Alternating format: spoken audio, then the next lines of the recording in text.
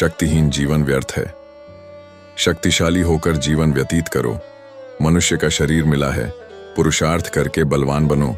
स्मरण रखो कि तुम उन्हीं महर्षियों की संतान हो जो संसार में सब कुछ करा सकने में समर्थ थे।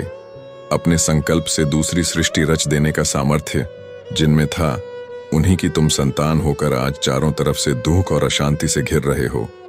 अपने घर की निधि को भूल जाओगे तो फिर दरवाजे दरवाजे ठोकर तो खानी ही पड़ेगी। शेर यदि भेड़ियों के झुंड में जाकर में करने लगे और उसी में सुख मानने लग जाए तो यह उसके लिए कितने लज्जा की बात होगी। इसी प्रकार भारतीय यदि अपने पुराना आध्यात्मिक और आधिदैविक संपत्तियों को भूल जाए और ऊपरी शब्द, स्पर्श, रूप, रस, गंध आदि की भौतिक सामग्री को प्राप्त करके ही सुख संतोष मान लें तो यह उनका कितना बड़ा पतन है।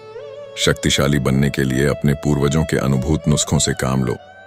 सर्वशक्तिमान जगन्नियंता की शरण में आओ। अपनी आध्यात्मिक शक्तियों का विकास करो। जगन्नियंता चेतन सत्ता पर अधिकार प्राप्त करो, तब वास्तव में शक्तिशाली बन सकते हो और वही स्थिर शक्ति सत्ता होगी। निश्चय रखो कि आज भी तुम त्रिकालदर्शी और तत्व विजयी होकर समस्त ब्रह्मांड की शक्तियों को अपने अनुकूल कर सकते हो। भारत में तुम्हारा जन्म हुआ है, तुम में अनंत शक्तियां निहित हैं। प्रयत्न करके उनका उद्घाटन करो और शक्तिशाली होकर उन्नत मस्तक होकर रहो। जय श्री कृष्ण।